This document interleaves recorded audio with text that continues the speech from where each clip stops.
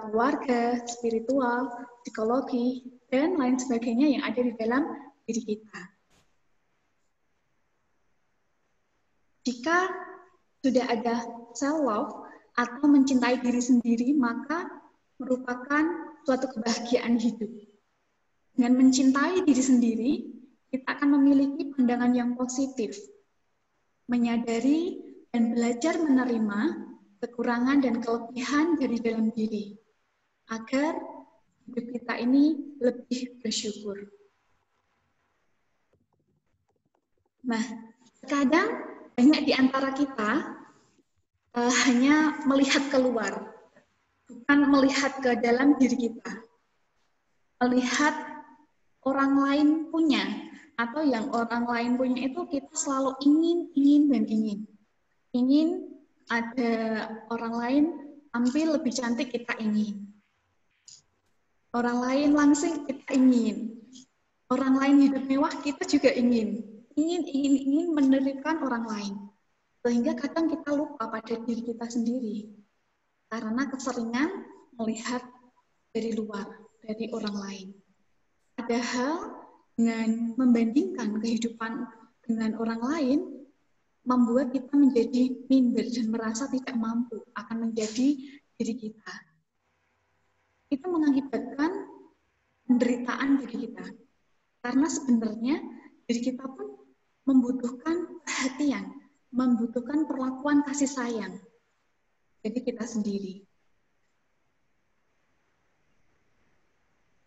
Singkat cerita, dahulu saya pernah di posisi ini, yang mana saya tidak pernah mencintai diri sendiri. Saat itu saya tidak merasa percaya diri dengan kondisi tubuh saya. Ditambah lagi, sering ada yang membuli saya. Kamu gendut lah, kamu jelek lah, nah seperti itu. Secara itu akan membuat diri saya drop dan tidak yakin pada diri sendiri. Itu membuat saya tidak menjadi percaya diri. Selanjutnya saya berusaha langsing di hadapan teman-teman. Hingga saya melakukan diet ekstrim, makan dibatasi, bahkan minum obat pelangsing, apalagi obat pelangsing yang saya minum ini iklannya luar biasa, hanya berapa hari langsung turun berat badan seperti itu.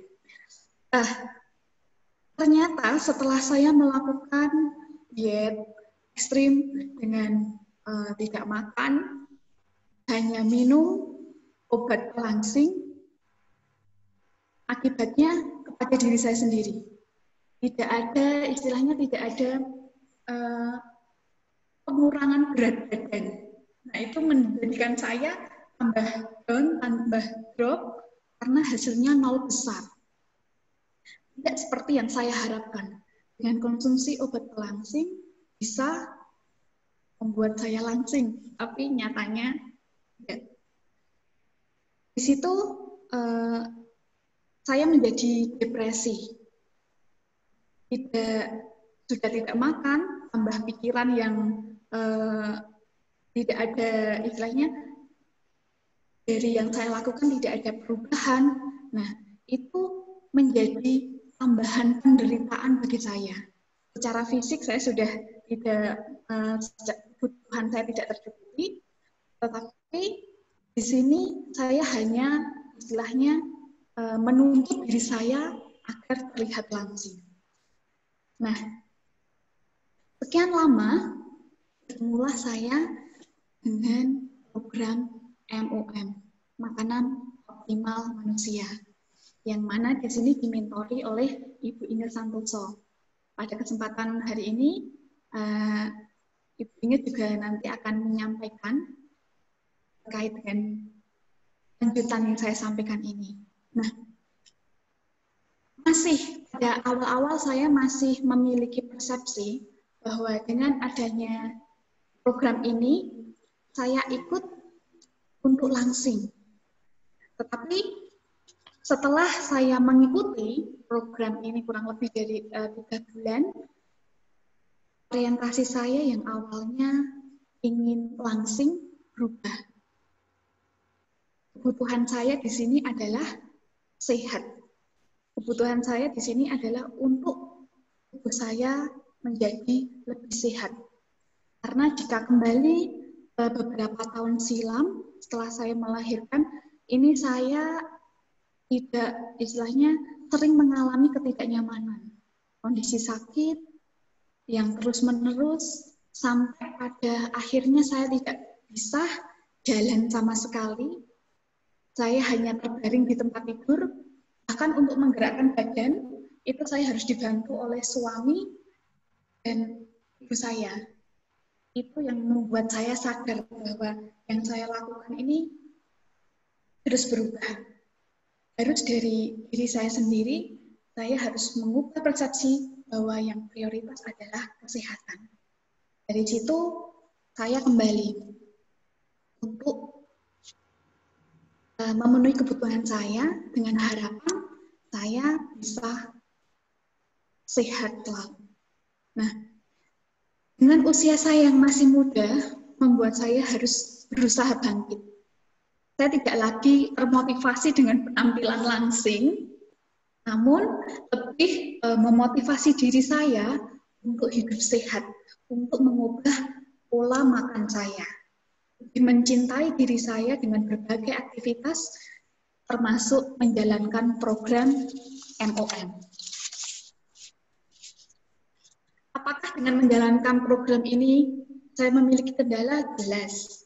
Saya memiliki kendala dalam menjalankan program ini. Kendala yang utama yang saya rasakan karena ini lebih kepada pengalaman individu saya, itu adalah saya harus berpisah, istilahnya mengurangi makan makanan yang mengandung gula. Padahal yang di sini yang saya tampilkan, hampir semua jajanan pasar ini mengandung gula. Jadi nanti minum kopi, minum teh, pakai gula. Jarang sekali saya minum teh tawar. Masak pun pasti menggunakan gula. Nah, itu menjadi kendala utama saya. Saya harus sedikit-sedikit mengurangi gula, bahkan pada waktu tertentu tidak mengkonsumsi gula sama sekali. Nah, salah satunya dari kendala ini malah menjadikan saya sebuah tantangan baru, bahwa saya harus berlatih belajar. Belajar apa? Belajar melepas dengan makanan-makanan yang mengandung banyak gula. Masak dengan mengurangi gula, seperti itu. Karena dengan konsumsi gula yang berlebihan juga tidak baik untuk kesehatan. Jadi kendala yang saya tampilkan di sini menjadi tantangan buat saya. Saya bisa nggak nih? Saya mampu nggak nih? Nyatanya setelah mengikuti, ternyata kendala ini bisa saya lewati. Saya bisa, istilahnya sampai hari ini pun agar gula yang saya konsumsi sudah lumayan rendah gitu. Selanjutnya, motivasi. Kalau awalnya motivasi saya itu untuk penampilan langsing, tapi menuju ke sini mengarah kepada pola hidup sehat. Bagaimana saya bisa sehat, bagaimana saya bisa pencernaannya lancar. Bonusnya adalah berkurangnya berat timbangan saya, itu sebagai bonus. Nah, secara otomatis beban kaki saya juga berkurang dari sebelumnya. Karena dulu saya pernah tidak bisa jalan sama sekali, karena adanya faktor kegemukan juga, itu bisa menyadarkan saya lebih semangat, lebih memperhatikan pola makan saya di sini. Secara saat ini saya tidak lagi berani minum obat pelangsing, walaupun iklannya itu macam-macam, dalam 1 minggu turun 10 kilo, nah saya nggak berani lagi untuk minum obat-obatan itu. Karena di situ pasti memiliki efek samping, entah jangka panjang ataupun jangka pendek. Dengan kondisi ini, saya menjadi lebih percaya diri, mencintai dan menghargai diri saya sendiri. Selama menjalani program, tentunya ada proses. Proses untuk mencintai pun berproses. Dari yang tadinya saya tuh tidak nyaman dengan diri saya sendiri, kelamaan saya menjadi nyaman dengan diri saya sendiri. Hal itu juga diarahkan Ibu Inge. Yang pertama, penuh perhatian terhadap diri. Diri kita ini pasti akan memberikan sinyal, memberikan istilahnya tanda-tanda terkait dengan tubuh kita. Contoh, jika saya kekurangan minum kan pasti tenggorokannya kering. Nah itu kita harus perhatian. Oh berarti saya harus minum.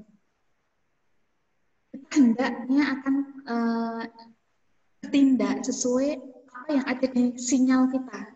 Kita lelah, kita harus istirahat gitu. Tidak harus memaksakan diri kerjaan harus selesai hari ini. Gitu. Tapi kembali lagi kemampuan, kapasitas diri kita. Yang kedua, bertindak berdasarkan kebutuhan dan keinginan. Memang jika kita terus saya utamanya mengikuti keinginan saya untuk konsumsi makanan yang mengandung gula, saya ingin dan ingin. Padahal secara kesehatan tubuh saya ini sudah nggak butuh nih, kebanyakan gula sudah nggak butuh gula lagi, istilahnya seperti itu. Keinginan saya ingin tampil langsing, namun kebutuhan saya adalah hidup sehat. Jadi harus dibedakan antara kebutuhan di dalam diri dan keinginan yang ada di dalam diri kita. Rawat diri adalah kebutuhan saya. Selanjutnya, yang ketiga adalah lindungi diri sendiri. Yaitu dengan memiliki siapa yang tepat untuk diri kita. Dalam hal ini, saya melindungi diri dengan bergaul atau berteman dengan teman-teman yang akan membawa dampak positif bagi saya, bermanfaat bagi saya. Dengan menjalin kalyanamita, baik di tempat kerja, kemudian di program MOM, itu kebetulan saya juga memiliki partner, dua partner yang ikut sekaligus, dan mereka juga istilahnya berhasil dalam menjalankan program MOM. Di situ kami saling memotivasi, kami saling mengingatkan. Ketika pergi, lapar, nah itu harus saling mengingatkan. Nih nggak boleh makan gula nih, nggak boleh kebanyakan gula nih. Nah seperti itu. Harus banyak minum air putih dan sebagainya. Di situ kami saling mengingatkan, kami saling memotivasi. Selanjutnya, dari self-love, ini saya hubungkan dengan teori hierarki kebutuhan Maslow, yang mana teori kebutuhan ini dikelompokkan menjadi 5 bentuk. Kebutuhan fisiologis, ada kebutuhan rasa aman, kepemilikan sosial, kebutuhan akan penghargaan diri, dan kebutuhan untuk aktualisasi diri. 5 tahapan ini erat hubungannya dengan self-love. Kebutuhan fisiologi dapat berupa pemenuhan sandang, pangan, papan, seperti itu. Selanjutnya, kita mencintai diri sendiri dengan memberikan makan, minum, sesuai dengan kebutuhan kita. Tidak sesuai dengan keinginan kita. Fokus pada keinginan, kemudian kebutuhannya ditinggalkan. Itu sangat, menurut saya, harus diubah pola pikir yang demikian. Yang diprioritaskan di sini adalah kebutuhan. Selanjutnya, kita mencintai diri dengan memenuhi rasa aman, berupa perlindungan diri dari ancaman, dari pertentangan. Kemudian untuk kebutuhan kepemilikan, berupa kebutuhan untuk diterima di kelompok itu secara sosial. Kalau di sini kita ada kelompok Wandani, berarti kita bisa diterima di anggota Wandani, berinteraksi, dan kebutuhan untuk mencintai dan dicintai.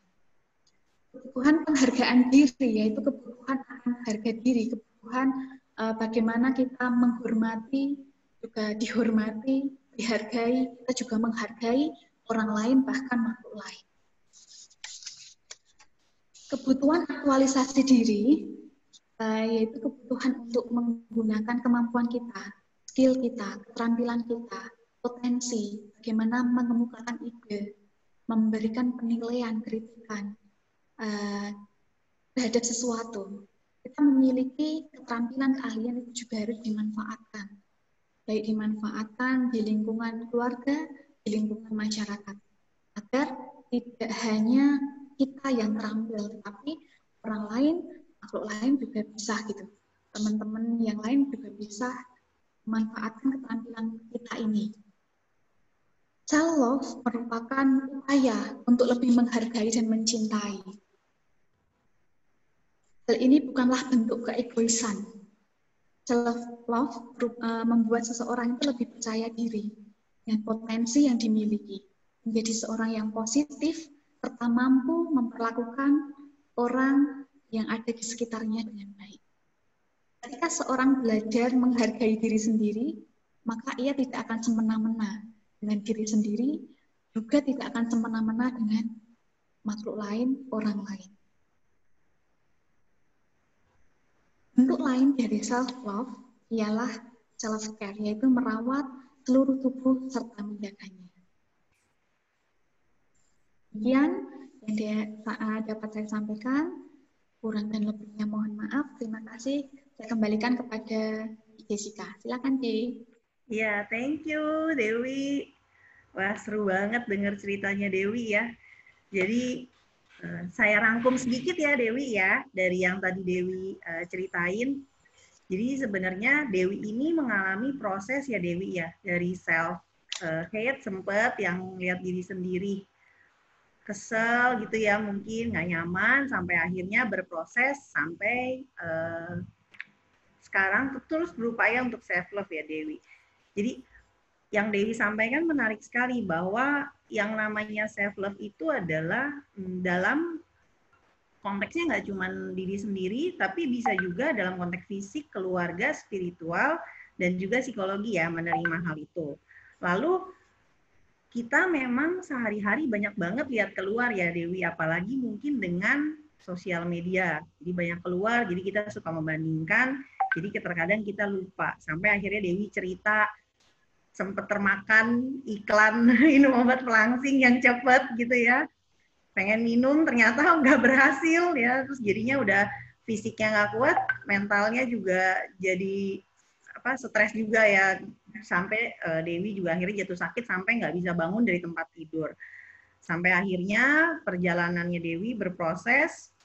Lalu yang menurut saya menarik sekali adalah saat Dewi menyadari bahwa oh ternyata diet itu nggak semata-mata untuk langsing, tapi sebenarnya ingin langsing, tapi sebenarnya kita butuhkan adalah sehat. Dan juga mencintai diri sendiri itu ternyata berproses. Butuh juga perhatian ke diri sendiri. Dengan adanya kita perhatian diri sendiri, kalau kita lelah, ya kita tahu kapan batasan harus istirahat. Lalu kita juga membedakan mana yang keinginan dan bukan kebutuhan. Nah ini menarik sekali nih buat saya nih. Dan juga melindungi diri sendiri dengan circle yang positif. Benar juga ya, jadi dengan kita berada di lingkungan yang positif, sebenarnya itu merupakan bentuk melindungi diri sendiri, yang seperti Dewi bilang. Lalu Dewi juga menyampaikan, nah ini nih yang menarik, self love itu bukan keegoisan. Jadi self love itu berbeda sama egois. Self love itu sebuah upaya.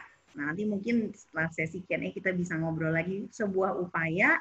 Jadi tindakan ya Dewi, self love itu untuk menghargai diri sendiri, dan juga dengan kita menghargai diri sendiri, menurut Dewi kita akan jadi nggak semena-mena dengan orang lain. Oke, thank you Dewi sharingnya. Nanti kita akan lanjut ngobrol lagi pas di Q&A. Oke, selanjutnya sebelum kita sampai Q&A, mungkin ibu-ibu aku infoin lagi kalau mau tanya bisa langsung ke chat, bisa juga chat Japri ke saya. Nah, sebelum itu kita lanjut dulu ya ke narasumber yang kedua. Ini sudah tidak asing. Silahkan Ci, boleh di-share. Ya. Narasumber kita yang kedua adalah Inge Santoso, Bachelor of Commerce, CFP, CPS. Saat ini Inge menjabat sebagai Ketua Bidang Litbang PP Wandani. Sehari-hari Inge kesehariannya adalah sebagai trainer in GCO Enterprise dan juga memiliki bisnis. Oke. Boleh ya Ci, tanpa lama-lama kita langsung aja masuk ke sesi dari Cinga. Silakan Cinga. Oke, terima kasih Jessica. Ya, selamat siang semuanya. Semoga sehat-sehat ya. Sekarang kita fokusnya selalu ke sehat-sehat gitu ya, karena ya itulah yang sebenarnya paling penting di kondisi kita pada saat ini. Topik saya hari ini adalah tentang self-hater learning self-love. Nah, kenapa saya pilih topik ini tadinya adalah karena memang saya itu tadinya tuh banyak self-hate gitu ya. Makanya nggak kelihatan kan, jangan pikir dari dulu, wah Ingo motivator gitu ya, positif-positif. Nah, masa masih ada self-hate ya. Tapi ternyata secara kenyataannya memang ada gitu ya, ada. Nah, kalau saya itu sebenarnya apa sih yang saya benci ya dari diri saya gitu kan. Nah, satu hal itu sebenarnya saya bilang salah satu problemnya itu adalah saya itu termasuk perfeksionis. Ya, apalagi dulu waktu masih kecil itu kelihatan banget kalau saya itu perfeksionis. Nah, saking perfeksionisnya nih, saya cerita waktu sekolah ya, waktu sekolah. Saya sekolah di Beijing waktu itu. Nah, waktu sekolah di Beijing itu ada satu pelajaran menulis. Nah, di pelajaran menulis ini karena saya anaknya suka kerajinan gitu ya. Jadi saya suka baca-baca kamus gitu. Jadi gurunya belum ngajarin, saya lihat gitu ya. Misalnya belajar huruf itu waktu itu kalau nggak salah li gitu ya.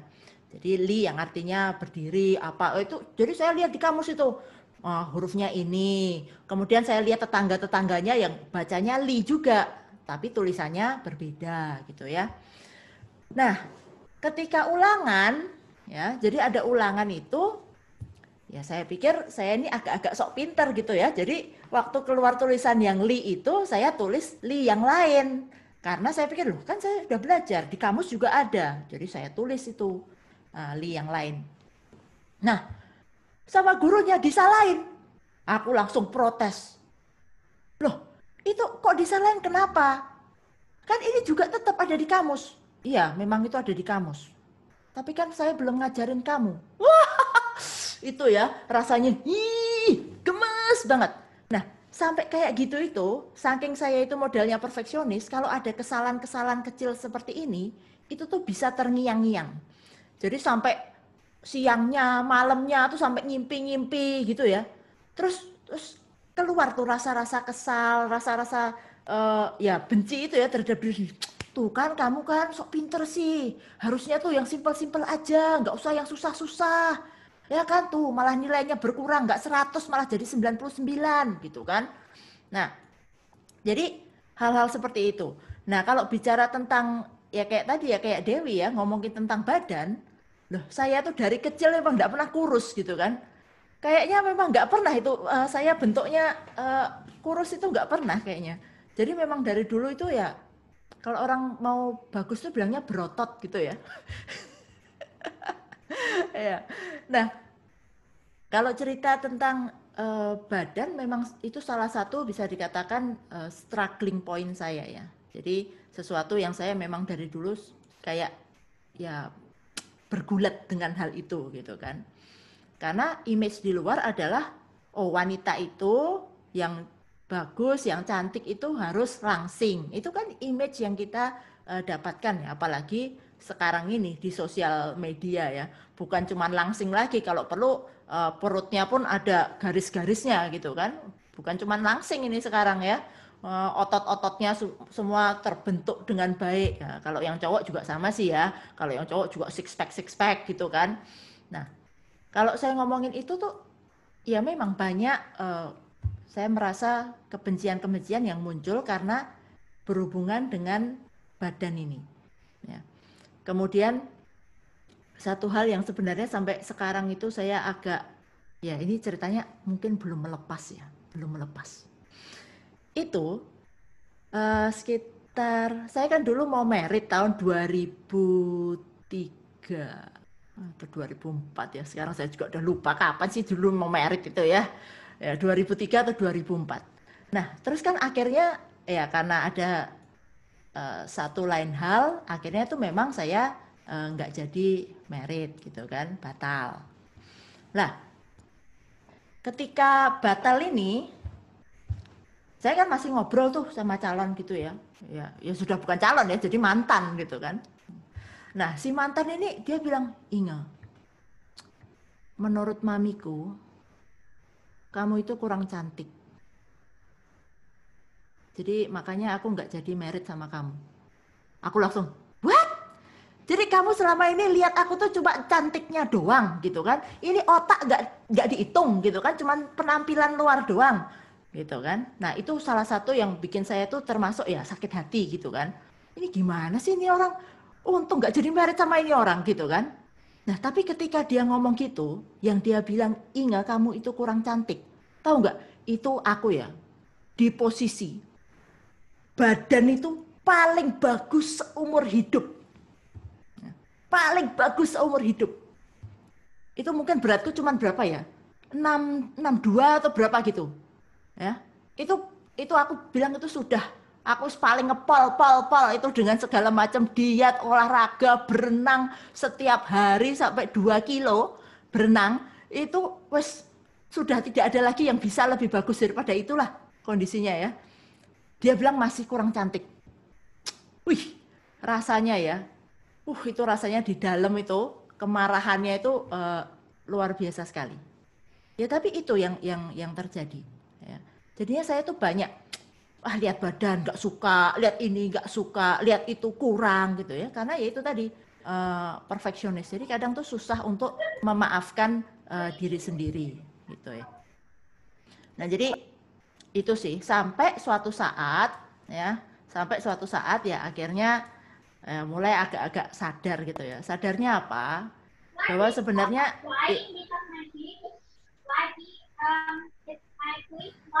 Oke, sebentar ya. Ya, jadi sadarnya itu bahwa ternyata saya tuh saking membenci diri sendiri itu sampai nggak sadar bahwa itu tuh membawa begitu banyak unhappiness. Ya, membawa begitu banyak unhappiness, ketidakbahagiaan. Tapi nggak sadar, dipikirnya ya hidup ya gini-gini aja gitu ya. Hidup ya gini-gini aja. Tapi ternyata sebenarnya itu sudah banyak sekali unhappiness gara-gara itu. Tidak mencintai diri sendiri, tidak menerima diri sendiri apa adanya. Dan itu jelas sekali adalah ketika saya tuh mulai meditasi. Ya, ketika mulai meditasi ini ya udah 10 tahun lebih loh ya. Ini ikut pertama kali Tapa Brata ya. Kan di Bali Usada kita juga ada ya loving kindness meditation. Jadi ada meditasi cinta kasih. Nah, yang pertama itu biasanya dirasakan di dalam dada, kemudian katakan ya, semoga saya berbahagia. Semoga saya hidup berbahagia. May I be happy, may I be happy gitu ya. Nah, ketika ada may I be happy ini, ternyata sewaktu saya mengucapkan may I be happy, banyak banget tuh suara-suara. Happy apaan gitu happy, may I be happy. Alah, kemarin aja nggak berhasil. May I be happy, gendut aja may happy gitu kan. May I be, banyak banget itu ya chatter ya. Jadi kalimat-kalimat yang gila-gila di pikiran itu yang bilang saya itu kamu tuh nggak bisa happy gitu loh. Karena begitu banyak hal-hal yang kurang di dalam diri maupun di ya kehidupan sehari-hari itu masih banyak yang kurang. Ya tentu saja kurang lah, mana ada yang sempurna gitu kan. Tapi ternyata ini sangat mengganggu sekali. Jadi itu ya, may I be happy itu kayak orang maksa. May I be happy, lama-lama kayak orang ngamuk, lama-lama may I be happy gitu ya. Ini gimana mau happy beneran gitu kan. Nah, jadi ini sesuatu yang ternyata saya sadari waktu meditasi itu, betapa saya itu tidak mencintai diri sendiri, tidak menerima diri sendiri. Karena cuma ngomong may I be happy aja, itu susahnya minta ampun gitu ya. Susahnya minta ampun. Ya tapi dari situ lama-lama belajar. Ya justru karena sudah mulai sadar ternyata ini self hate ini terlalu mengganggu, ya makanya kemudian saya mulai belajar bagaimana mulai mencintai diri sendiri. Nah, jadi bagaimana nge-switch ya, balance-nya itu dari, ya saya nggak ngomong bukan full hate, juga bukan full love, kan gitu. Kita memang belum kan, kita baru di tengah-tengah ini ya. Jadi saya mau nge-switch balance-nya aja, supaya balance-nya lebih banyak ke love daripada hate, gitu. Nah, jadi pakai cara-cara apa? Ya ini saya sharingkan aja ya beberapa hal ya. Ya ini sebagian besar dari Anda juga kayaknya sudah tahu ya. Jadi dari buku Ajahn Brahm ya, itu si cacing itu dan kotoran kesayangannya. Nah itu ada cerita yang pertama, itu ada cerita tentang dua bata yang buruk gitu ya. Waktu itu Ajahn Brahm bangun tembok, ternyata waktu masang ada dua bata yang pemasangannya tidak sempurna. Kemudian beliau merasa, aduh ini tembok ini apa sebaiknya diruntuhin aja gitu ya. Ya mana boleh diruntuhin kan, itu ongkos lagi gitu kan. Akhirnya sama kepala biaranya, nggak boleh diruntuhin gitu. Akhirnya tiap kali lewat, Ajahn Brahm lihat, aduh dua bata itu. Sampai tiap kali ada tamu datang, nggak pernah mau mengajak lewat tembok bata itu. Karena ya kelihatannya selalu dua bata yang buruk. Sampai suatu hari beliau ngajak ada seseorang lewat ke tembok itu. Kemudian tamunya bilang, temboknya bagus. Ajahn Brahm sampai, loh bagus gimana? Emang kamu nggak lihat itu dua bata jelek itu? Ya lihat. Ya tapi dari 1000 bata ini kan masih ada 998 batu bata yang baik. Kenapa hanya fokus di dua batu bata yang buruk? Nah jadi ini juga sesuatu yang membuat saya itu merasa, iya betul juga ya, sebenarnya di diri saya ini masih banyak hal-hal yang positif, hal-hal yang baik. Kenapa cuman mikirin cuman berat badan aja melulu? Tiap kali stresnya cuman lihat timbangan aja. Gitu kan? Nah, padahal kalau dilihat masih banyak sekali hal-hal positif yang ada di dalam diri.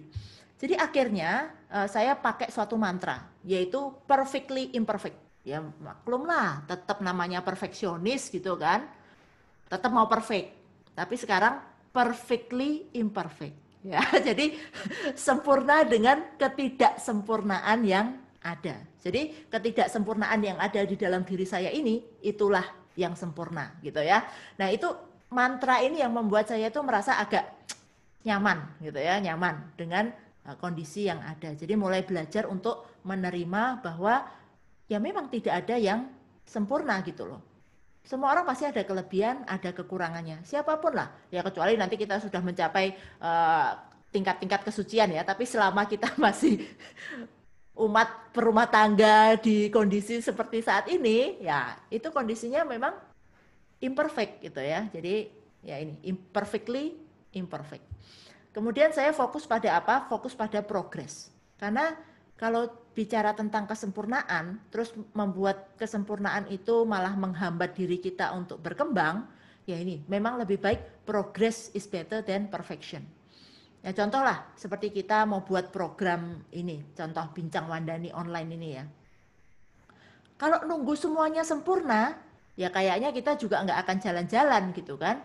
Ya tapi kondisi apapun yang ada saat ini ya kita pergunakan sebaik-baiknya. Kalau nggak bisa bikin pertemuan, ketemu secara langsung karena COVID, ya nggak apa-apa. Oke, mari kita ketemu pakai Zoom seperti saat ini ya, bisa bersama-sama dengan begitu banyak orang dari seluruh pelosok Indonesia. Ini sebenarnya luar biasa sekali kan, kalau dibilang progres, ya ini ada progres gitu kan. Dan saya bilang justru saat ini progresnya sangat luar biasa sekali. Karena dulu yang biasanya hanya satu wihara, ya untung kalau di situ ada bante atau apa yang memberikan dhamma di sana. Wah, kalau sekarang tuh Anda mau ikut di mana aja itu sampai bingung kan milihnya. Tiap malam acara tempuk-tempuk semua sampai aduh ini mau nonton siapa ini? Mau ikut dia kebaktian yang mana? Kemudian wah, itu ya sampai bingung. Sampai bingung kita. Kalau dibilang ini kemajuan enggak? Yes, ini malah sebenarnya kemajuan besar bagi umat Buddha. Saya juga yang di Solo itu happy banget ya. Yang dulu misalnya mau denger Romo Slamet harus ke Jakarta, ke Bogor. Wah, sekarang di mana saja bisa ada lihat Romo Slamet. Belajar dari yang lain. Wah, semuanya. Bantai siapa? Ada di internet gitu kan. Nah, ini sebenarnya ini yang harus kita ingat. Jadi progres. Yang penting itu kita ada progres. Jangan nunggu perfection. Karena perfection ini nanti malah menghambat kita menunda-nunda untuk melakukan sesuatu. Nah, kemudian saya juga belajar ini ya, the second arrow. Jadi Sang Buddha waktu itu kan bertanya, kalau misalnya dipanah gitu ya, begitu dipanah satu, sakit gak? Sakit. Terus dipanah lagi kedua, sakit gak? Ya jelas sakit lah ya. Dan biasanya kalau dibilang itu yang second arrow ini itu semuanya ada di batin aja. Jadi secara mental saja. Ya karena memang kalau ada kejadian, yes kita memang sakit secara ya mungkin secara fisik, secara mental. Tapi kan yang pertama itu aja gitu loh. Tapi begitu kita ulang-ulang itu lagi di pikiran, kita nggak mau melepaskan, ya itulah panah kedua, panah ketiga, panah keempat, panah kelima. Dan saya itu ya seperti itu. Bahkan ini ya, saya tahu abis ini pun ya habis ini misalnya saya tadi berasa kayaknya ingat tadi waktu kamu sharing di bagian sini itu seharusnya bisa lebih bagus gitu ya, misalnya saya berasa demikian, itu nanti sore malam sampai ngimpi-ngimpi itu juga itu tuh itu sudah panah kedua ketiga keempat kelima cus gitu kan. Nah tapi kan untungnya ya oke, begitu ingat oke, stop. Ini sudah panah keberapa? Mari kita stop panahnya gitu ya. Sudah cukup sekali aja, jangan diulang-ulang. Karena apa? Kalau enggak ya kita tuh hidupnya di masa lalu.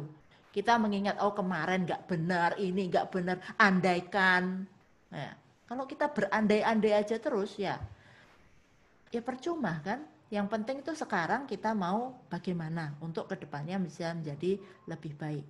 Ya jadi ya ada yang suka bilang tuh pain is inevitable, suffering is optional ya.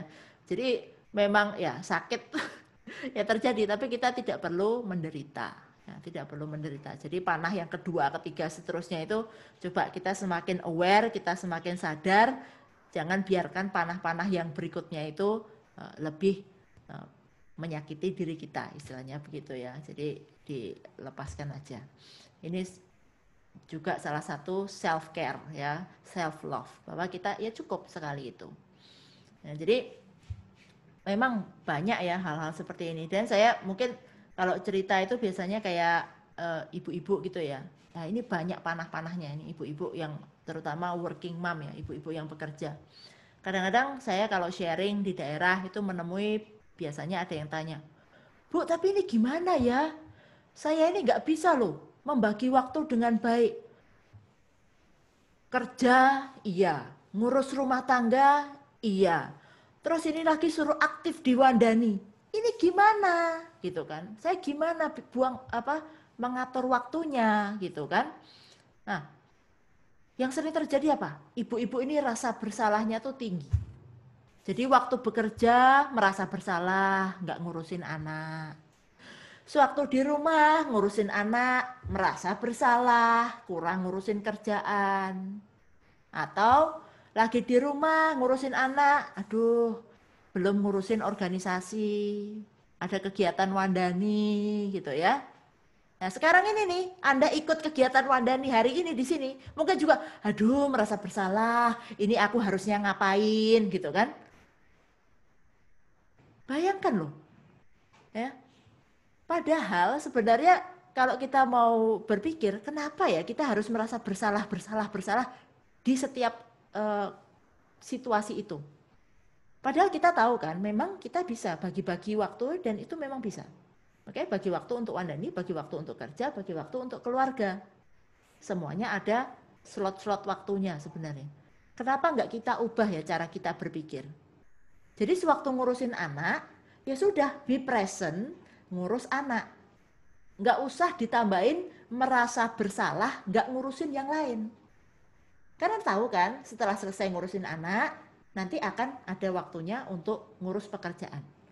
Ketika ngurus pekerjaan, ya udah present di pekerjaan.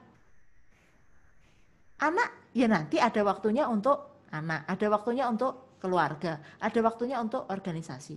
Nah, ketika kita sekarang di sini ikut acara Wandani, ya udah ada di sini di acara Wandani. Keluarga ya nanti ada waktunya keluarga. Kerjaan nanti ada waktunya kerjaan. Sama-sama loh.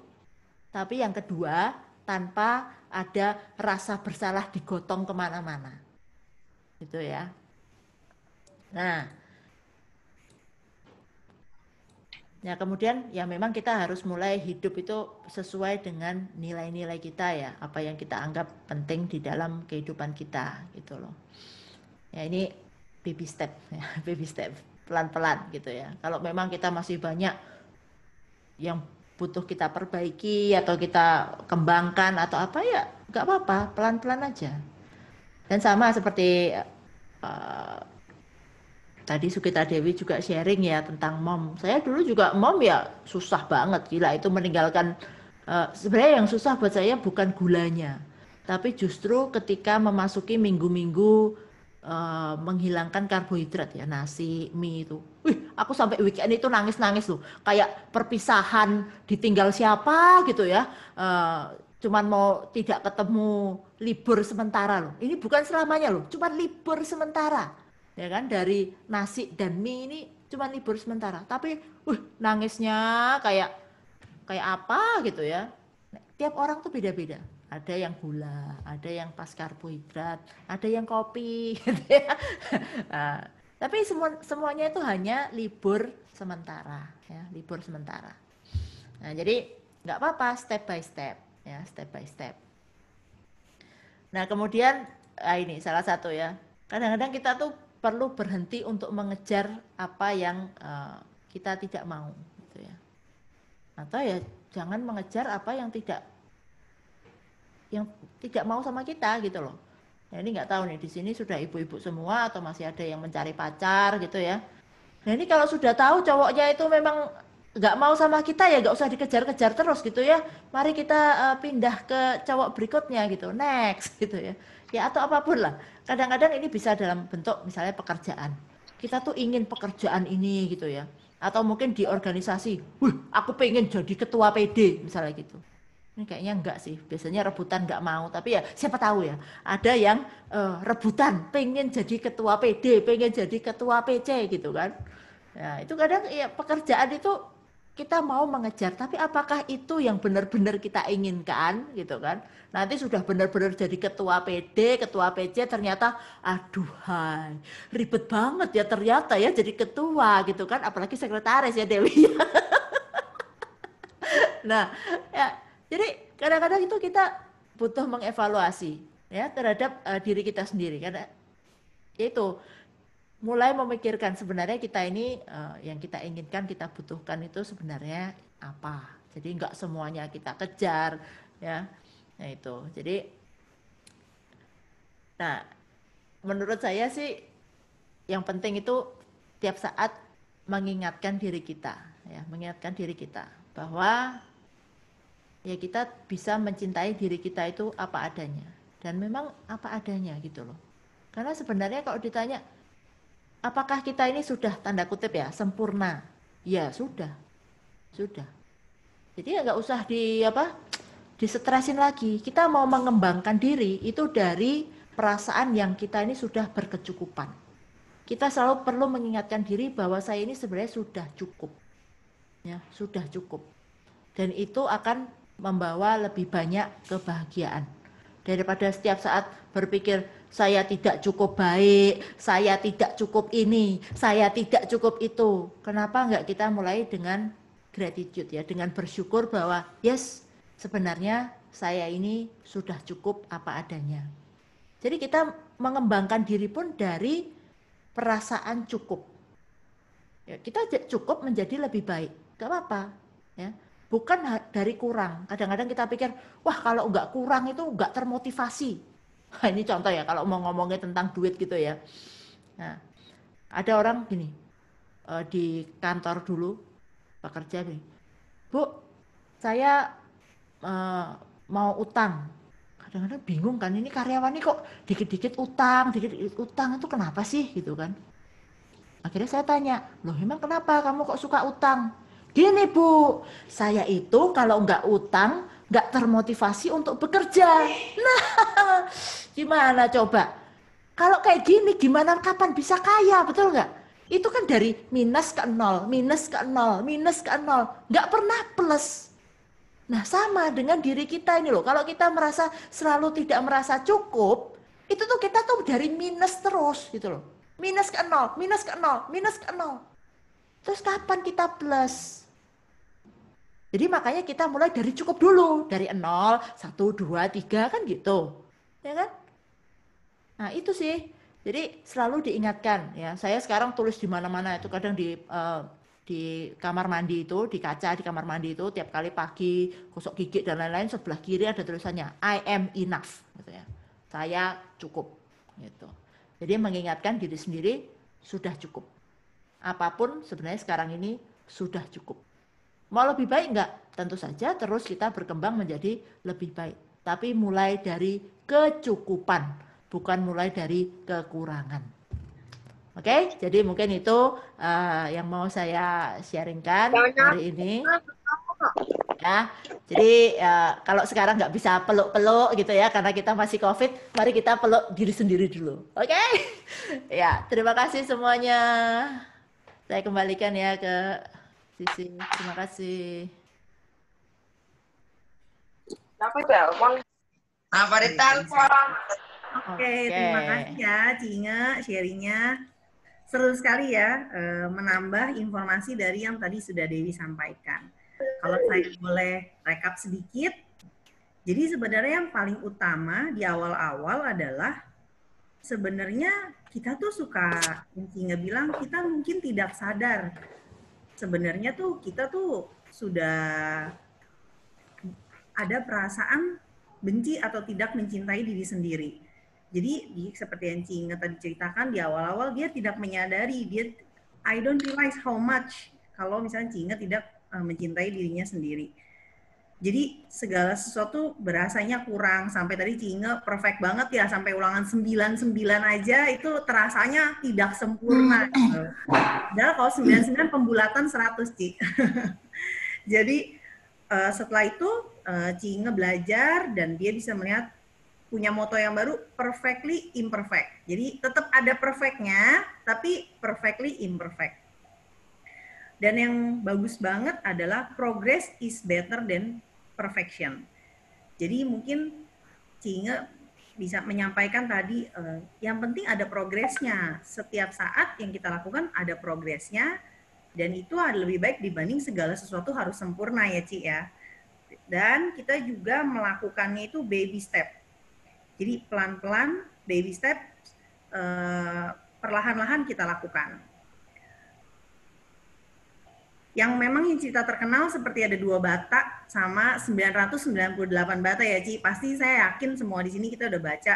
Tapi untuk melihat 2 bata itu kayaknya memang bahkan untuk baby step aja untuk bisa menerima 2 bata itu aja butuh waktu ya Cinge ya. Untuk bisa melihat itu.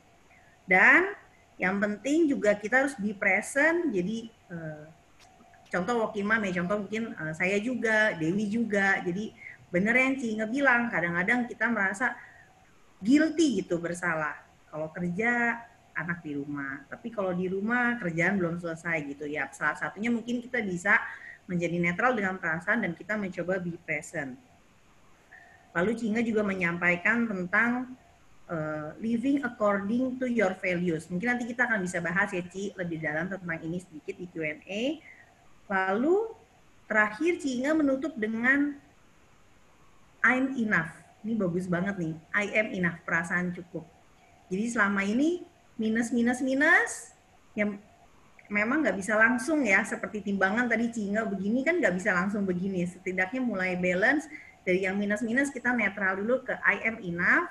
Habis itu pelan-pelan baru plus 1, plus 2, plus 3 untuk mencintai diri sendiri dan sampai akhirnya bisa bersyukur dengan setiap kondisi di keadaan kita ya Cinge ya.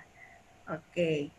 Nah, sesi kedua dari narasumber kita, Cinge udah selesai, tapi nanti ada sesi yang menarik yaitu Q&A. Aku sendiri udah punya beberapa pertanyaan Ci ya, untuk Dewi sama Cinge. Tapi sebelum kita mulai sesi Q&A, akan ada sedikit informasi dari Wandani untuk acara kegiatan Wandani. Boleh dibantu untuk ditampilkan?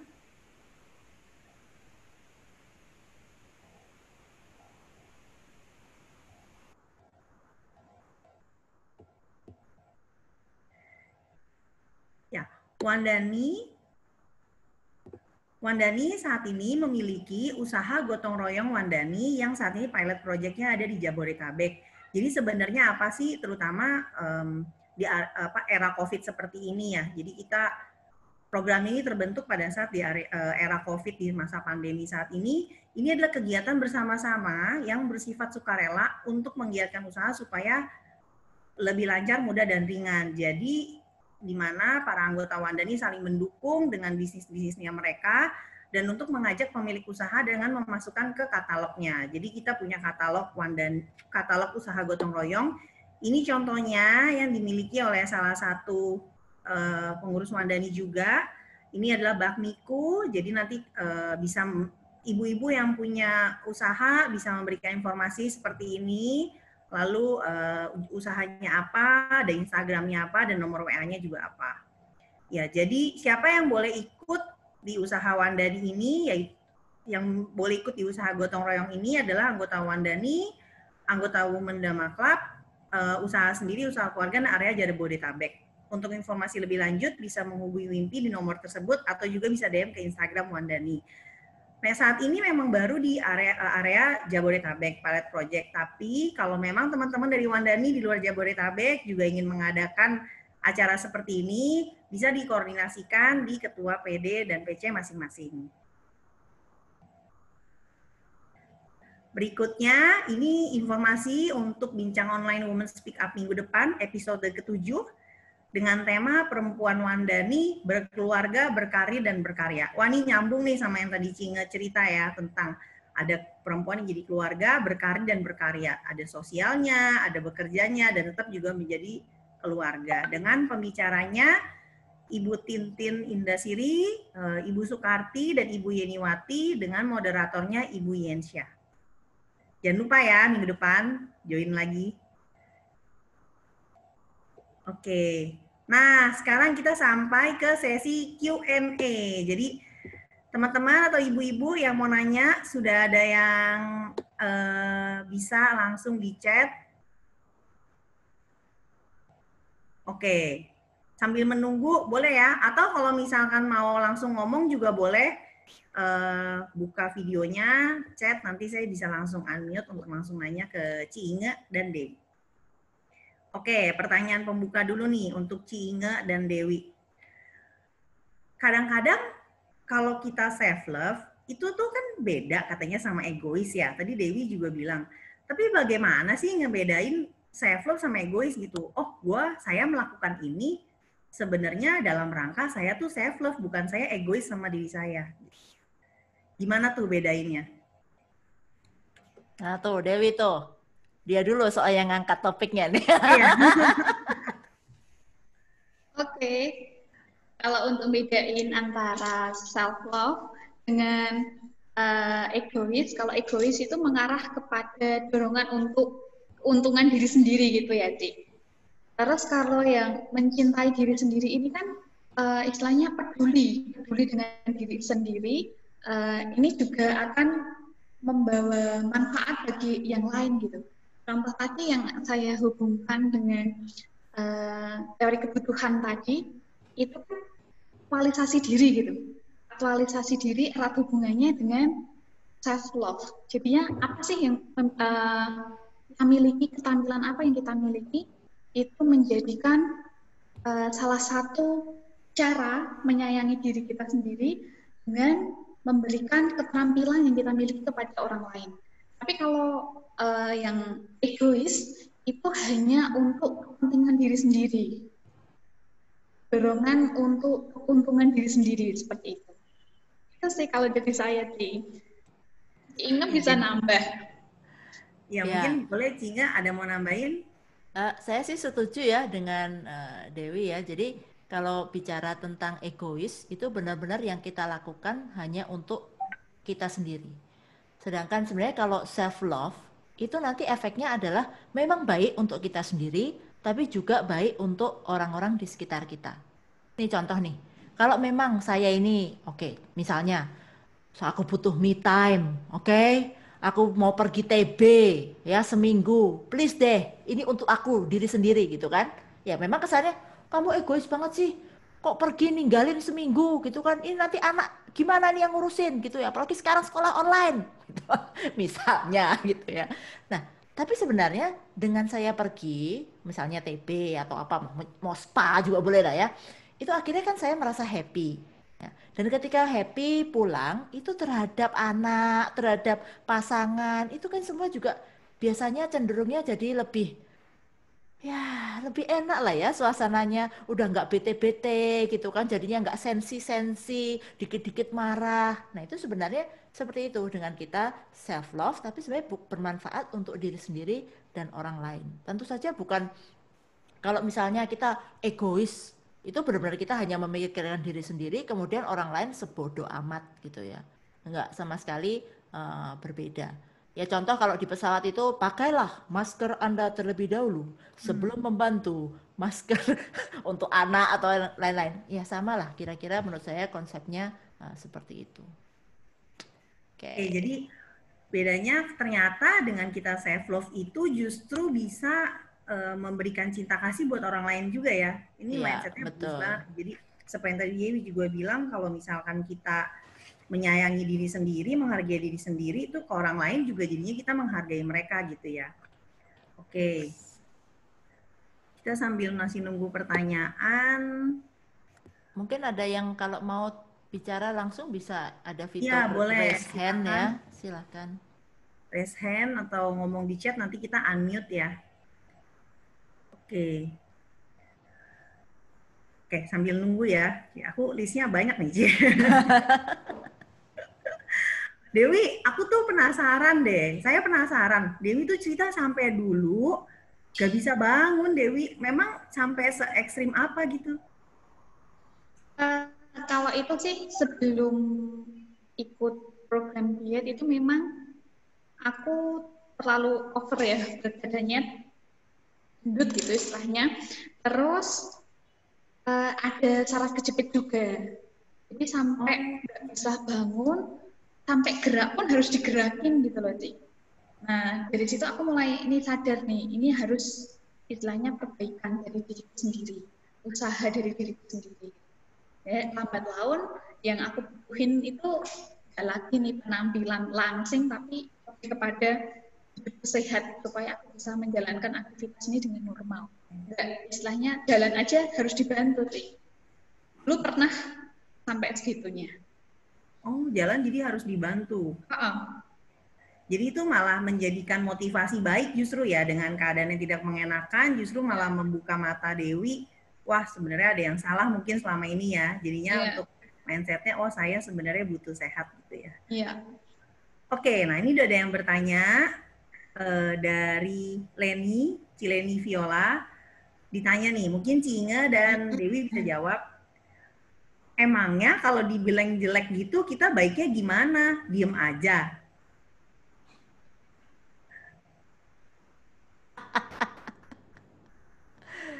Mungkin bisa kasih ini cermin, jadi mental lagi gitu kayak. Ini kan Sang Buddha bilang kalau ada yang mau ngasih kita hadiah, kita nggak mau terima, hadiahnya punya siapa, kan gitu kan? Oh. Nah, ya dong, kita harus praktekkan itu kan. Nah, kalau kita dibilang jelek, kalau kitanya nggak terima ya balik lagi ke dia gitu ya. Kita nggak usah terima. Tapi gampang nggak? Enggak ya. Karena ya kita terbiasa untuk apa yang orang lain katakan tuh kadang-kadang kita ambil dalam hati gitu ya. Nah, jadi memang butuh latihan untuk menyadari, sebentar, ini ada input dari luar, apakah mau diterima atau tidak diterima, kan gitu. Kalau kita memilih untuk tidak terima, ya sudah. Kalau misalnya kayak dulu saya tuh ekstrim tuh sampai menghindari orang-orang. Kalau misalnya mau ketemu nih, contoh nih, misalnya setelah pandemi ini aku naik nih, memang aku naik sekitar 3-4 kilo ya. gara-gara pandemi dengan banyaknya PO ini. Jadi aku sekarang udah mulai masuk lagi ke musim semi. Nah, itu mau ketemu orang gitu ya, dulu itu sebentar, ini nanti kalau ketemu dia akan ditanyain nggak? Inge, kamu kurusan atau kamu gendutan atau kamu apa gitu ya. Kalau kayak kira udah mau ketemu yang kayak gitu, aku biasanya kabur duluan. Nah sebenarnya kan ini sebenarnya kita hidup kebahagiaannya itu dikontrol oleh orang lain. Nah jadi kalau sekarang ya ada yang mau ngomong apa ya terserahlah gitu ya. Aku bahagia sendiri, kamu nganggap aku jelek, kamu nganggap aku cantik, ya itu kan urusanmu bukan urusanku gitu sih. Oke, Ci, bener Ci. Mau nanya, kalau ini kan tadi kan Ci bilang itu latihan menyadari dan itu kan nggak gampang. Boleh gak sih Ci sharing step by step, baby stepnya gimana Ci? Karena kan terkadang ya saya sering dengar cerita teman, misalnya dia lagi cerita, lagi nggak nyaman segala macam, kan kita nggak bisa bilang ya, yang penting bersyukur gitu. Kan orang lagi minus yang kayak tadi Ci Inge bilang nggak mungkin langsung bisa rubah jadi plus kan Ci, itu aja butuh proses. Nah, gimana sih Ci baby step-nya yang mungkin Ci Inge pernah jalanin seperti itu gitu, supaya yang setidaknya negatif ke netral dulu gitu. Kalau aku diajarinya diterima dulu ya feelingnya gitu. Oh, diterima ya? Ya, jadi diterima dulu feelingnya dan kita itu begitu sudah terima feelingnya itu sebenarnya udah sangat membantu ya. Jadi kalau kita sedih ya bilang aja yes saya sedih, bilang gitu aja gitu loh. Jadi diterima dulu feeling itu gitu kan, karena semakin kita melawan itu biasanya malah feelingnya jadi semakin kuat kan, kayak ya kayak kita botol gitu kita press gitu ya lama-lama malah dia meledak gitu loh.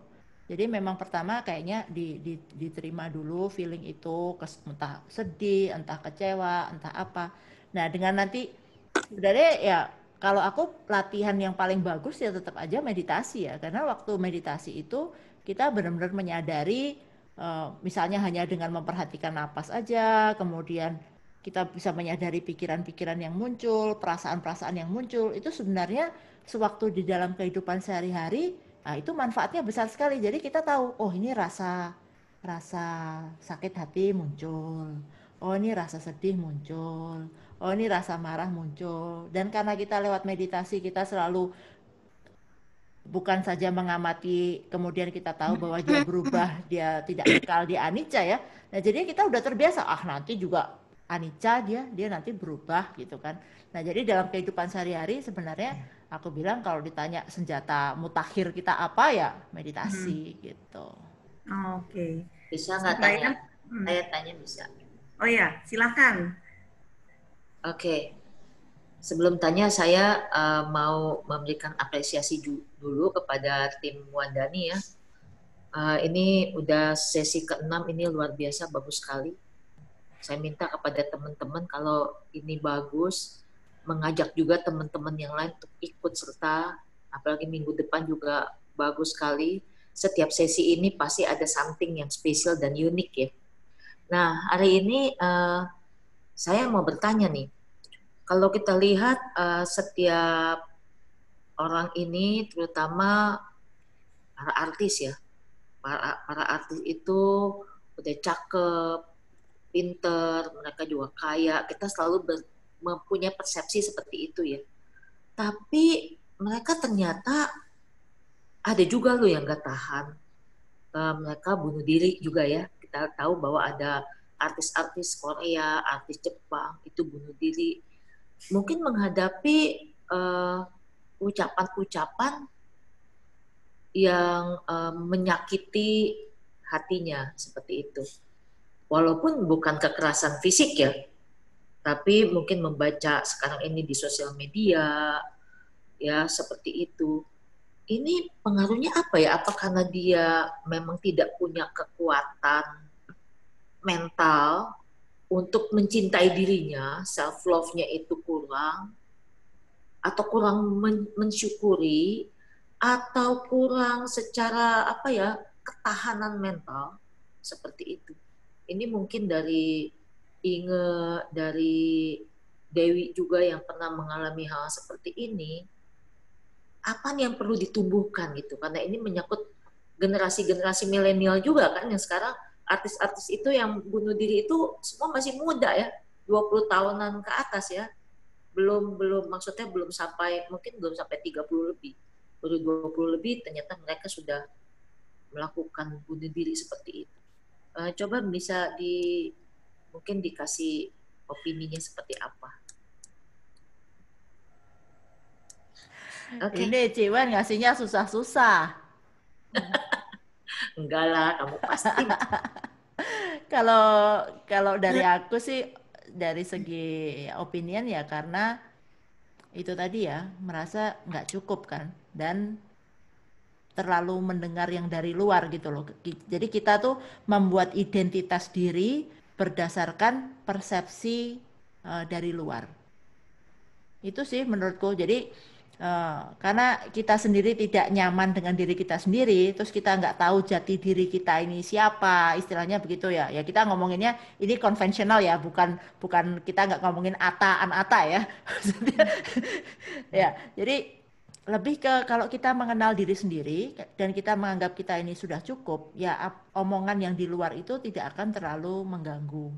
Tapi ya sekarang ini kita memang hidup di zaman-zaman sosial media, di mana semua yang ya dari penampilan kita, ucapan kita itu semua kalau sudah diekspos itu benar-benar gila-gilaan, dan memang banyak orang tidak akan tahan menghadapi ini kalau tidak memiliki ketahanan mental ataupun ketahanan batin ya, yang sudah dilatih. Kalau kita ngomongnya di Bali Usada kan yang nggak punya pikiran harmonis untuk menghadapi situasi-situasi ini. Itu sih. Coba kalau Dewi. Silakan Dewi. Oke. Kalau saya setuju dengan Ci Inge tadi bahwa itu semuanya tidak difilter. Jadi apa yang disampaikan publik ya, jadi apa ya, sebuah persepsi bahwa saya juga harus mengikuti publik gitu. Jadi mereka kurang secara ketahanan mentalnya, kurang, kemudian belum merasa cukup, belum merasa puas apa yang sudah dimiliki, apa yang sudah ada di dalam diri, yang membuat mereka menjadi tidak bahagia. Itu sih kalau saya. Oke. Sudah, Ibu Penny? Ada pertanyaan lanjutan? Udah ya? Oke. Ya memang benar ya, tadi sosial media saat ini mungkin perannya besar sekali ya untuk mempengaruhi juga bagaimana cara kita mencintai diri sendiri ya. Karena jadi membandingkan yang seperti Dewi juga sampaikan sebelumnya. Nah, kita ada pertanyaan ini dari untuk Dewi nih katanya. Dewi, gimana keluarga melihat perubahan kamu? Suami gitu. Ya, melihat perubahan saya kalau secara khususnya anak dan suamiku, anakku tenang karena tadinya ibu sakit nih sampai dia nangis, Bu bangun apa, bikin ini bikin itu kan nggak bisa. Kalau sekarang kan oke bisa gitu. Terus suamiku juga, istilahnya juga bersyukur, merasa lebih bahagia karena apa? Karena saya sehat. Saya nggak butuh lagi istilahnya ditungguin setiap saat. Karena untuk gerak pun susah kan dulu. Nah ini udah nggak lagi. Maka suamiku dan anakku syukur nih. Terus bisa beraktivitas normal kembali, itu ya suatu berkah kebahagiaan.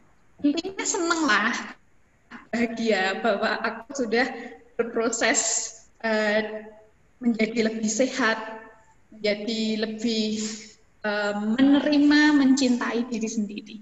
Itu. Ya, jadi kebahagiaannya juga menular ke suami dan anak ya Dewi ya? Iya. Saya boleh tanggapi Dewi, Sisi? Ya, silakan.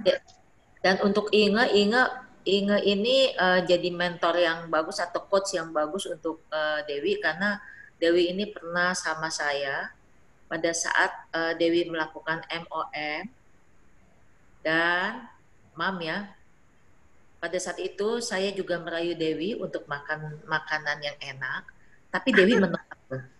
Jadi dia udah kuat secara mental, pikirannya, tekadnya sudah kuat. Jadi very good.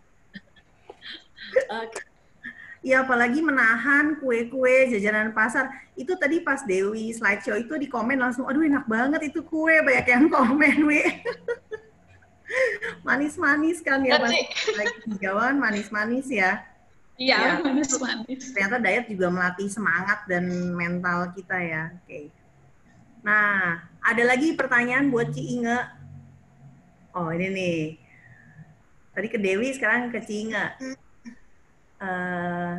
Ci Inge waktu dulu di tahun 2003 yang tadi Cici cerita, pada saat menerima kenyataan gagal, prosesnya berapa lama pemulihan rasa kesel dan LL dan lain-lain, dan bagaimana bisa menerima keadaan? Ya mungkin kita kaitkan bagaimana kita menerima situasi yang sangat tidak menyenangkan ya. Itu gimana tuh Ci prosesnya gitu? Oh, itu aku juga nggak jelas ya kalau ditanya prosesnya berapa lama ya. Karena sewaktu itu nggak jadi tuh bulan apa sih? Oh, jadi harusnya planningnya itu adalah menikahnya bulan Mei 2004 ya, 2004. Terus aku batalin itu bulan April. Jadi 1 bulan sebelum wedding day gitu ya. Untungnya masih ngomongin untung kan, kalau di Jawa kan untungnya kan masih gitu. Untungnya undangannya tuh waktu dicetak itu rusak gitu ya. Jadi memang akhirnya belum sempat ngirim undangan karena lagi proses cetak ulang. Nah, itu mungkin tanda-tanda. Kalau sekarang kita ngelihatnya itu tanda-tanda gitu ya. Kemudian nggak ada foto private. Padahal zaman dulu kan udah ada foto-foto private gitu ya. Kita tuh juga nggak punya foto private.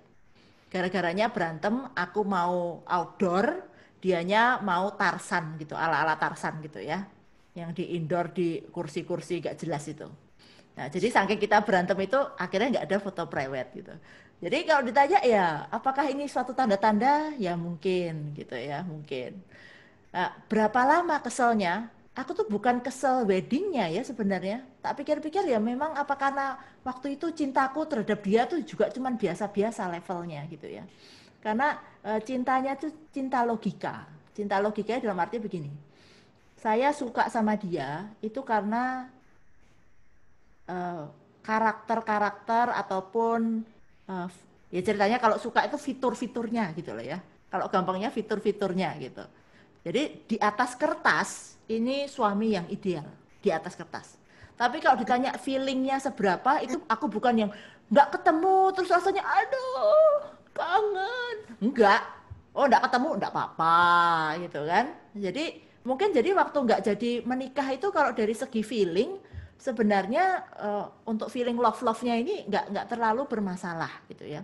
Yang lebih bermasalah yang aku ceritakan tadi, feeling sakit hatinya kok ternyata dia ngomongnya, ya kata mamiku kamu kurang cantik, itu aja kata mamiku loh.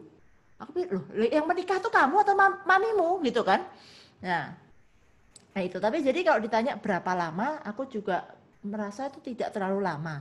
Nah lamanya itu karena aku kabur ke Jakarta supaya kalau di Solo itu kan ditanyain terus, biasalah tante-tante kepo gitu kan, lo ingat kenapa nggak jadi menikah. Nah itu akhirnya aku kabur ke Jakarta karena di Jakarta aman, nggak ada yang nanyain gitu ya. Jadi aku di Jakarta sampai tahun 2007, 3 tahun. Pulang setelah 2007 tantenya sudah lupa, oke? Aman. Ya, jadi kalau ditanya berapa lama ya bisa dikatakan segitulah waktunya. Tambah lagi satu lagi saya mau tanya, boleh ya? Boleh. Saya nama Inga. Sebenarnya kalau mau kembali lagi, Inga disuruh memilih, Inga mau menikah atau tidak sih sebenarnya? Kalau sekarang, ya kalau sekarang, aduh, kayaknya aku bahagia deh sekarang gitu ya. Soalnya, jadi boleh dibilang sendiri pun bahagia sekali ya, Inga? Lah ya, karena kan itu tadi sudah cukup kan, sendiri sebenarnya sudah cukup. Gitu. Nah biasanya kita tuh mencari mengisi kekosongan dengan pasangan gitu ya. Nah, sekarang tuh sebenarnya yang bagus tuh nggak usah mengisi kekosongan dengan pasangan. Kitanya sudah full, ada pasangan itu ekstra gitu loh. Jangan cuman setengah gelas jadi satu gelas. Kita tuh satu gelas sendiri, dia satu gelas sendiri, berdua jadi venti gitu loh. Ya kan? Oke, mantap. Waduh, Ibu Hili nanyanya penasaran, tambah penasaran tuh. Oke, Pak Mbah penasaran nih, jalan pacarannya berapa lama? Pacarannya 2 tahun Bu Hili, 2 tahun lebih. Ya. 2 Iya, tahun lebih. penasaran luar biasa soalnya Inge. Iya. Nah, ini nih tips ya bagi kalau nggak tahu nih di sini semua udah pada married semua atau masih ada yang belum. Nah, dulu itu saya 2 tahun pacaran, tapi pacarannya tuh banyak long distance. Karena begitu kita jadian, dia sebulan kemudian dia tuh dipromosiin, akhirnya dia bekerja di Singapura. Jadi kita itu ketemunya akhirnya cuman weekend. Jadi antara saya yang terbang, dan lebih banyak saya yang terbang ke Singapura gitu kan. Jadi ketemunya weekend. Nah, karena ketemunya weekend cuma sebentar-sebentar, itu ya berusaha waktu itu sebaik-baiknya gitu kan, menggunakan waktu sebaik-baiknya. Lagi kesel, lagi bete pun berusaha happy gitu ya. Akhirnya kita tuh hanya menunjukkan sisi-sisi baik kita berdua. Jadi enggak pernah tuh namanya berantem, itu enggak pernah. 2 tahun pacaran tuh enggak pernah berantem. Kalau pikir, wih Inge hebat sekali ya kamu ya, 2 tahun pacaran enggak pernah berantem. Ternyata berantem itu penting. Berantem saat pacaran itu ternyata penting, karena pada saat itu akhirnya sering kelihatan, dan kelihatannya itu saya juga kelihatan banyak tentang karakter seseorang itu ketika traveling bareng. Jadi waktu itu saya ajak pergi ke Beijing gitu ya sengaja lah di Beijingnya nginepnya di misalnya di asrama bekas sekolahanku gitu, itu yang biasa-biasa, jadi bukan hotel yang gimana, enggak. Terus jalan-jalan gitu. Nah, begitu jalan-jalan itu ya baru banyak sebenarnya hal-hal yang mulai muncul, kok kayaknya ini banyak ketidakcocokan yang ada gitu. Jadi advice-ku sih kalau misalnya pacaran mau tahu pacarnya itu seperti apa, salah satunya diajak jalan-jalan, tapi kalau bisa yang model backpacking, yang rodok nggak enak, atau ikut Ci Iwan itu naik gunung gitu ya.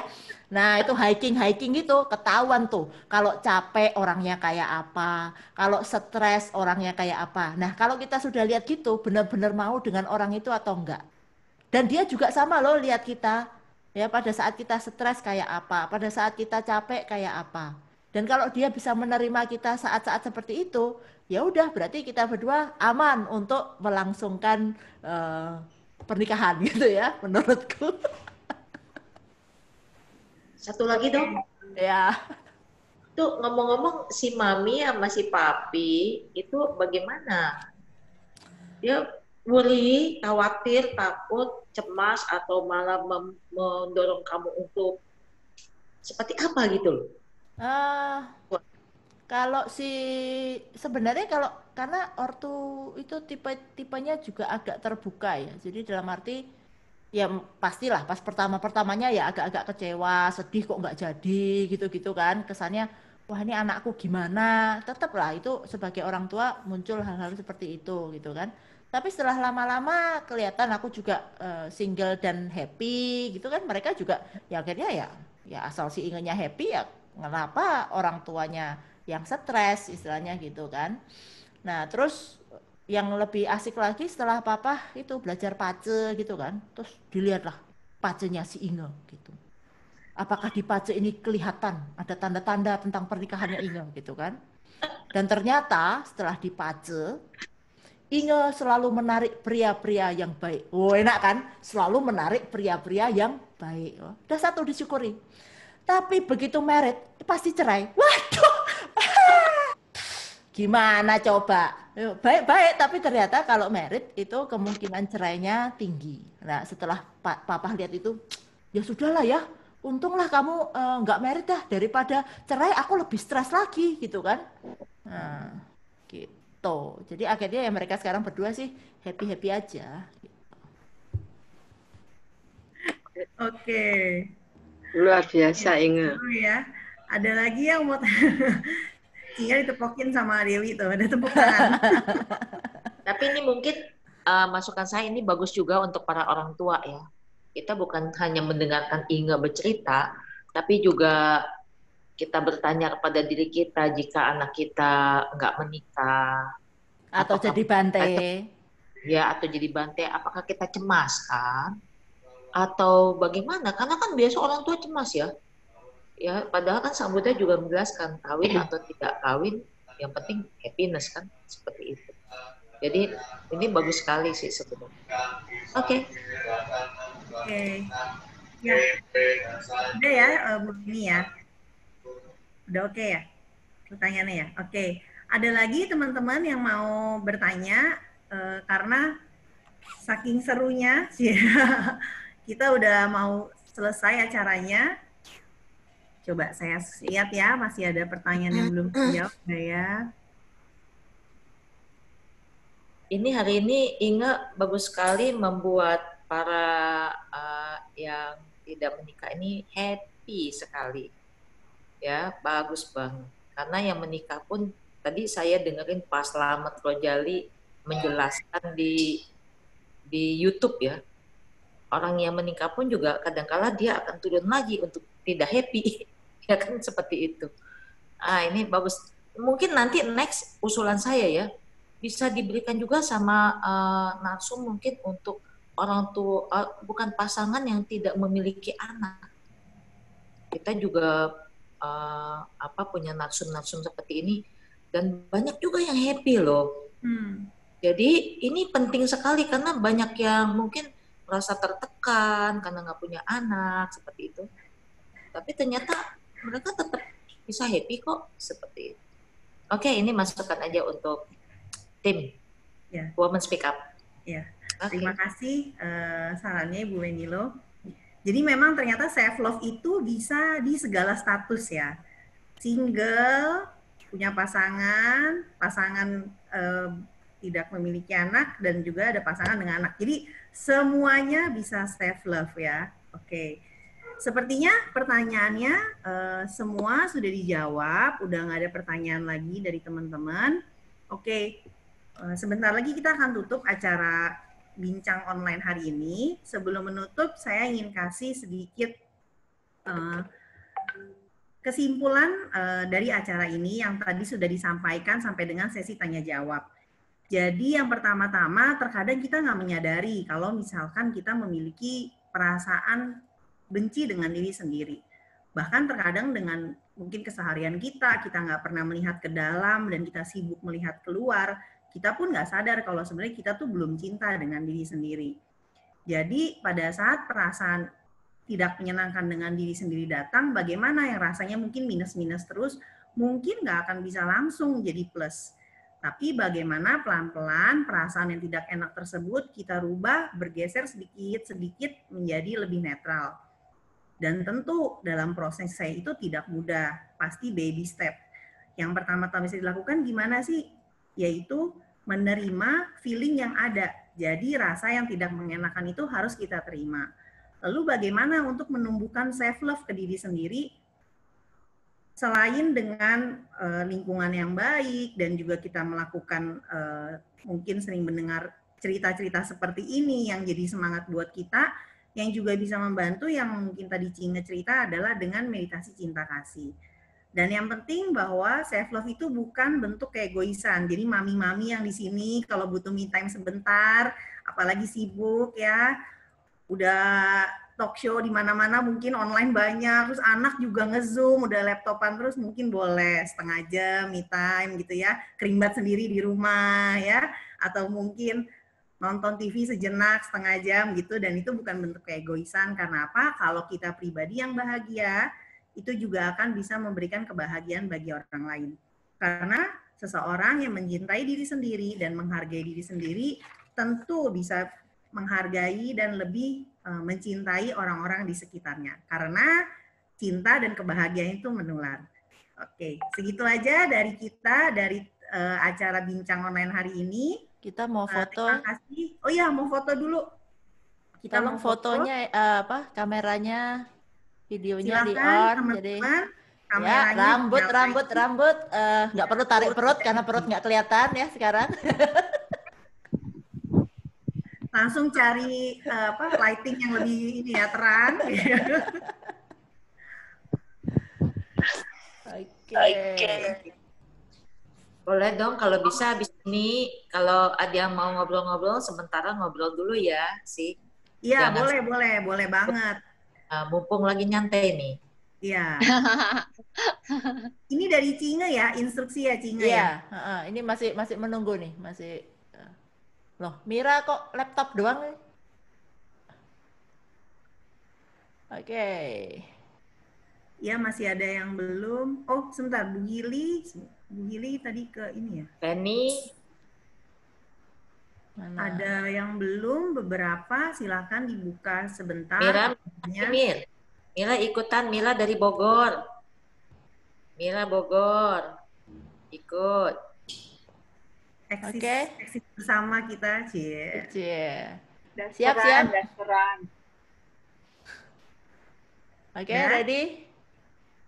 Ya, siap-siap. 1, 2, 3, cheese. Bentar, lagi ya, lagi. Ini ada yang masih posisi belum tepat nih. Oke, siap-siap. 1, 2, 3, buncis. Oke, terima kasih. Request dong fotonya, karena saya love, kita bikin love, bikin love. Oh iya, oke. Wait. Sekarang bikin love dulu. Begini. Gimana sih? Oke. Love bentar nih. Ya, oke. Ala Korea kekinian. Korea kekinian kita. Oke. 1, 2, 3, cheese. Oke. Thank you semua. Ya. Terima kasih semuanya. Thank you semuanya, keren banget hari ini. Mira pakai. Makasih.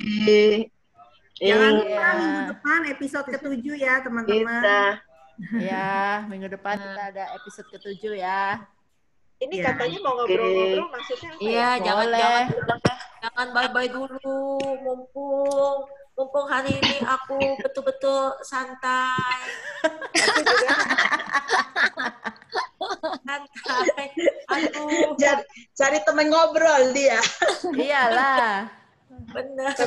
Tapi bener sih Ci, aku juga hari ini santai. Biasanya aku habis ini ada Zoom lagi, tapi ini nggak ada. Iya, mumpung banget. Makanya tadi habis minum kopi dibuatkan oleh Koin. Gila. Aduh, bikin orang ngiri tuh. By the way, aku tuh kalau mau lihat video kalian tuh gimana ya? Aku nggak bisa ya. Speaker view, itu speaker view-nya diganti gallery view. Oh sebentar ya, aku beresin ini dulu. Nggak bisa. Mohon maaf, izin duluan karena di PD juga ada acara online. Oh, Ika, Dewi, thank you ya. Oke, terima kasih semuanya. Thank you Sukita Dewi. Terima kasih ya, Wi. Thank you, Kita. Make up-nya Sukita cetar banget. Iya.